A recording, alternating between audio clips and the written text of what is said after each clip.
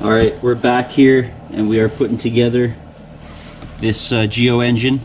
So I've got a new top end for it, new piston and stuff. It was $11. So being super cheap, I figured that that's a good option to try out before we went ahead and did a full top end rebuild. So we're gonna get right into this.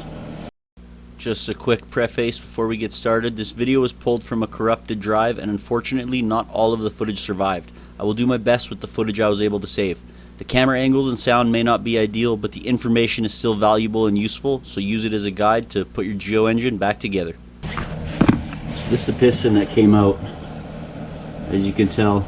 If you look close, the rings don't actually stick out or move at all. They're kind of just stuck inside the piston. Even the oil ring is kind of not expanding at all. So I'm assuming that's probably why the compression was below 25 and this wouldn't start. What I'd like to do is see if we can pull one of these rings out just to see exactly what the problem is, just for pure curiosity. Oh, there's the gap of one of them. Wow. And there's the other gap right there. Wow, they don't even want to move. It appears to be glued or welded in there. If any of you know why that happened, definitely let me know, because I've never seen piston rings not be able to come out like that before. But anyways, so let's have a look at the new piston here. So as I was saying, I picked up this piston kit on Amazon Canada. It was 11 bucks. Very shiny. It's the same piston, as you can see. But these rings actually stick out, as you can see there. So I didn't videotape putting these rings on because it's pretty straightforward. If you've never done it before, all you got to do is you got to put on a thin ring, the corrugated ring, another thin ring in that first slot, that's your oil ring, and then you got to put two other rings into your second slot. Essentially you just spread them over the top. It's really not that difficult. Getting the bottom ring situated was a little bit tricky, but it's nothing too major. When you're putting this on as well, you're going to want to make sure your rings are separated, the ring gaps. So keep one ring gap there and another one, like say there. You don't want to have them right above each other where you might get some blow by. The new piston kit came with a wrist pin, of course some clips,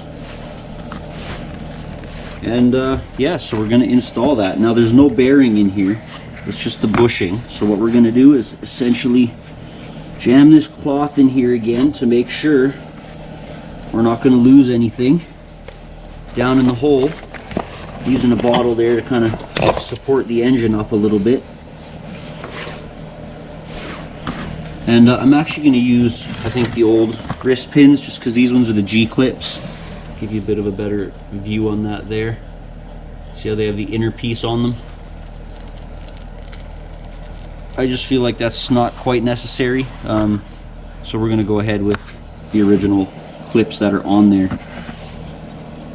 So as you see on the piston, it says in and out. Obviously we're going to want to put the in towards the intake on the engine.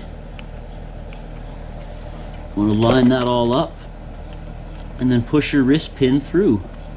Now it may not be super easy to get through either, because the tolerances are pretty tight. There shouldn't be any reason to force it though. And if it's really tricky from one side, you can always go ahead and try from the other side, and sometimes it makes it a little easier. And there it goes. Kind of gave a bit of a satisfying snap into place. Just fixing up my little pick tool here, straightening it out a little bit, because it was pretty crooked there. It's going to make it just a hair easier getting these rings back in. I'm going to try to turn this on the side for you. You can see this a little better. Now in here, there is a little groove where this is going to go. It's definitely not easy to get in there. I may even need my needle nose pliers.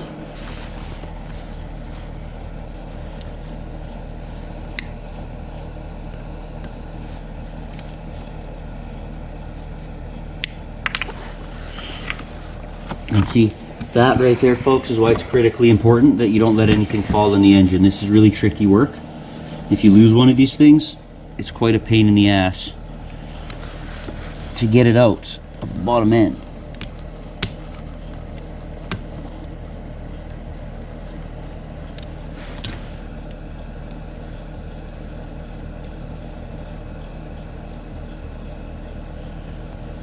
Here we go, just a bit at a time. That's in there a little too far now, actually.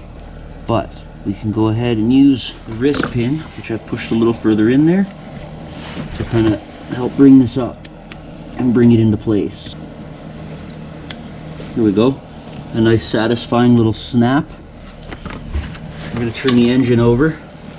Now we want to push that wrist pin down in there.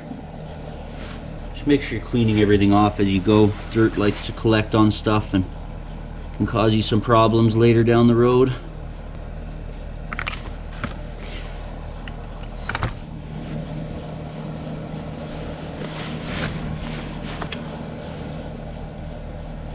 That was really close. I almost lost her in the little space of the engine I had there. Got to be very mindful when you're doing this. You might think, oh great, well you have some extra ones right there, but if you lose this in the bottom end, you got to get it out. It's very tricky to get these in, as you can tell. It takes some patience. It's always harder to put the second one in because your wrist pin is a lot closer to the little groove where this sits in, and it just makes it wholly more difficult. Alright, there we go. And snap. Just move this around a little bit. Try to get the gap knot right there, but I'm not going to complain if it is right there, if it's going to stay. It's looking good to me. Alright, now we got to do the tricky part. So we need to go ahead with our engine spinny one here. We need to get it onto that same mark that I was mentioning in the last video. You'll notice that the chain moves ever so slowly when we adjust this. That's because they are in fact attached to one another. So the next step is going to be putting the jug back on. So we want to ensure that we get this gasket nice and clean. We want to make sure, because I'm not replacing the gaskets this time, that this is going to have the best opportunity to seal that we can give it. And it appears a lot of the gasket has come off, unfortunately. And it is here. So what we're going to do is we're going to clean both sides, and we're going to put just a little bit of RTV on there to make sure that we're not going to lose it. We want that to seal really well. Of course, that's looking not too bad to me. I'll go ahead and put this seal in. It just came off the jug here, and that's going to show us how to orient the jug. Another thing I'd like to do is give it a little spray down with some brake clean. Well, there's easy access to it. It's always nice to give it a quick spray and clean it up.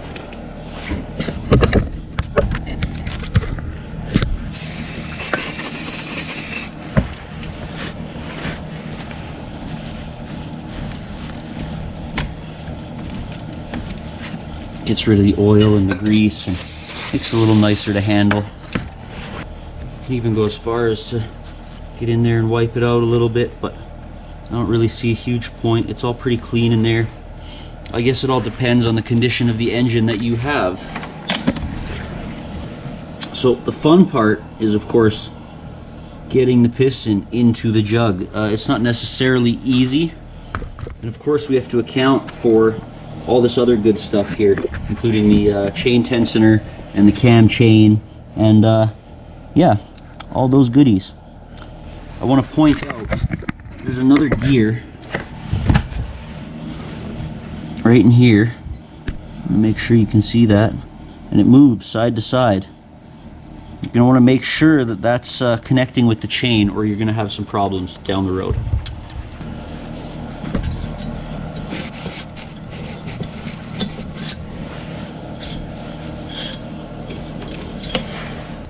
Now, of course, this is one of the trickier parts of the build. It's also one of the most critical to get correct. You want to make sure that everything at this point is lined up correctly, and you want to make sure your rings have gap that is separated from one another. That way there is no leak, as mentioned previously there. There's one. There's two, and then the oil ring is always a little trickier. And that's sometimes when it's not a bad idea to get in here. It's a little tool like that, just to make it fit in there for you.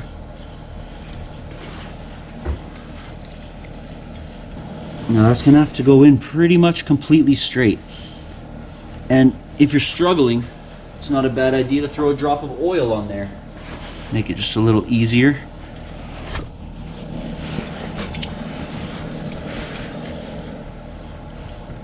Now at this point, you gotta make sure you pull this cam chain through this hole.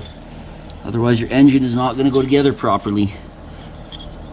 Again, make sure that gear's kicked over enough. See, you gotta pay attention, because now what I've done is I've gone and I've put the piston on the wrong way. So I'm gonna have to remove one of these rings, which is definitely a pain in the ass. And I'm gonna have to swap the piston around. You have to be extremely mindful when you're doing stuff like this. And it's extremely tricky when you're trying to film as well. So forgive me, but hey, it shows you what not to do.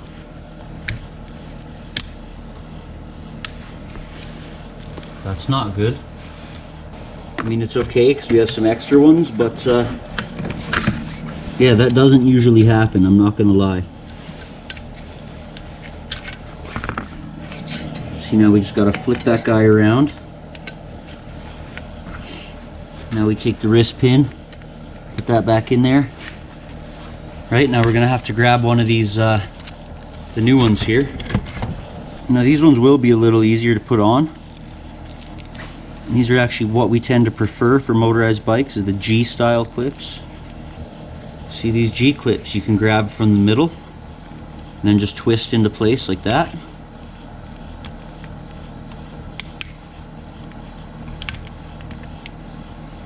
So they are certainly easier to put on. Just want to give them a good twist to make sure that they aren't going to go anywhere. Now we can try to put this jug back on.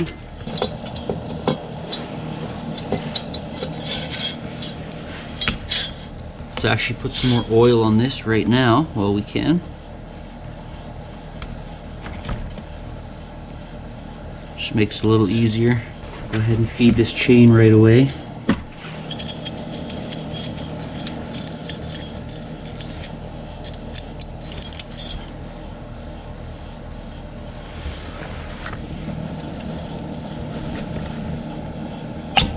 There we are. Takes a bit of force, but it will go. Oh yeah, this thing will have some compression now, I'll tell you. Now, as I mentioned, because that gasket's half fucked up there, I'm gonna add just a little bit of gasket maker in there. So the best route of attack is we're gonna clean it up with some brake clean best we can. Anyways, it's not gonna be perfect. Gotta watch that rubber seal that I just made come out. We don't want to get glue all over that either. And we use the Moto Seal gasket maker. It's meant for small engines. It's a little different than your standard RTV. We don't need as much where there's like a solid piece of gasket, you know. It's gonna be more important there where the gasket needs to stick. And then a little bit more on this side, I think, where that gasket will need to stick. And I mean, kind of less is more, so I don't want to go too crazy. All right, gonna go ahead and send that home. Now I'm thinking we're gonna need just a little tap from the old dead blow here to get it to go home.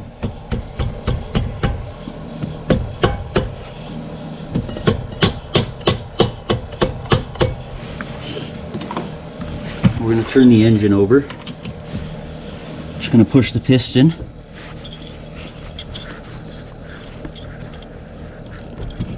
Again, we got to watch this little gear in here that keeps moving. There we go. Now you'll see we got the piston up to the jug there, which will allow me to send this jug home.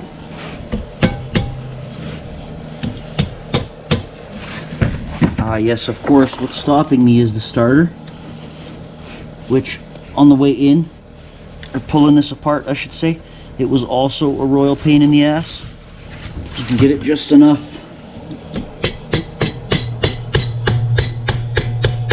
To where it will breach that little part of the housing. Just like that. So again, you'll want to get in there with a light and just make sure that that gear is remaining lined up, because it needs to stay on the chain. Right, now that we've got that set up, we can take the chain tensioner, plop it right in there, and then we're going to use that weird bolt with the no threads on the end to hold this in place.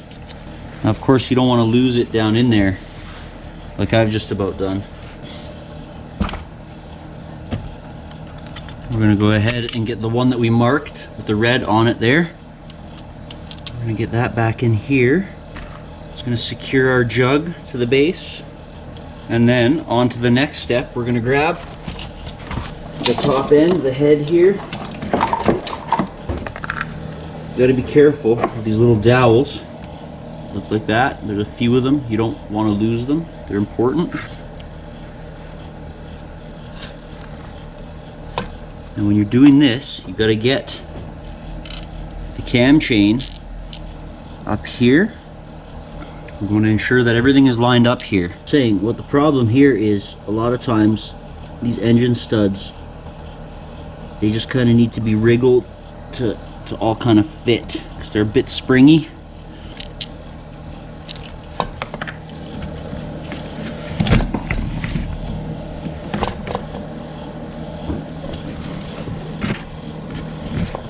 And you can see how piddly and frustrating this can be, trying to get this cam chain in through here and keep everything together as you're trying to put it together. And this is why I prefer 2 strokes. This is a real pain in the butt.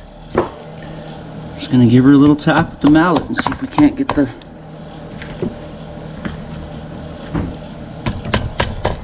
the studs to let me in here. Aha, you see, the issue I'm having is one of the pins from one of the rockers has moved over into the spot where my engine stud needs to go through.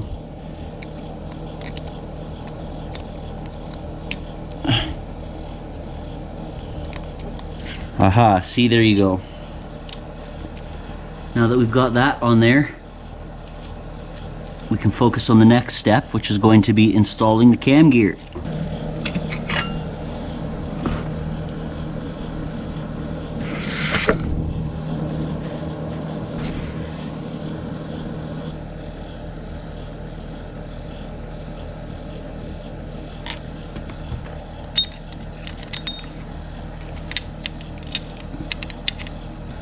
This part is particularly tricky because you have to get the gear inside the chain, and it has to be exactly right and lined up. One eternity later.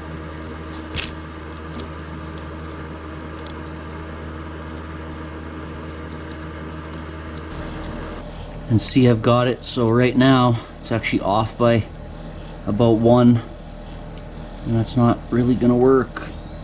So try to move it over a link, which is looking better. It's definitely looking better. We'll try to get one of these in here and see if we can pop that on. Doesn't look like that's gonna work though, so I think I'm gonna try giving this a little tap into place.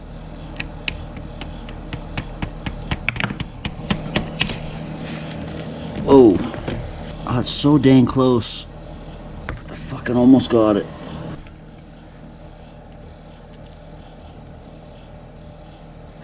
Now with that one, I might just be able to push the other ones on.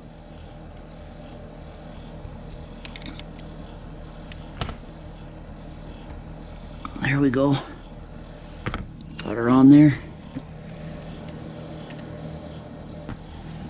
These are the 9s as far as I believe. Yeah.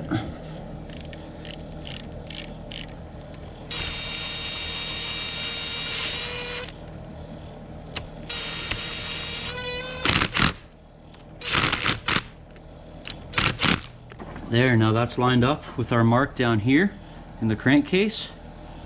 And yeah, that's looking pretty promising so far. I'm liking it. It's looking good, it's looking good. Okay, now we're gonna have to put this guy into here where it came from.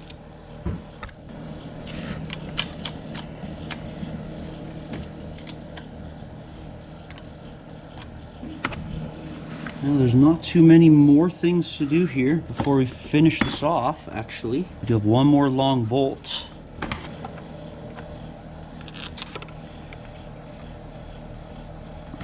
A 10 as well, that it is.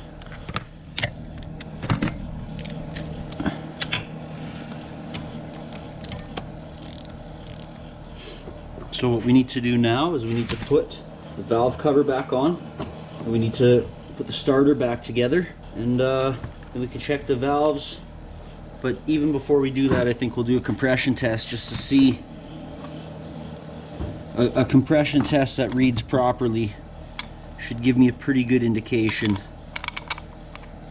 of whether the valves are working correctly or not.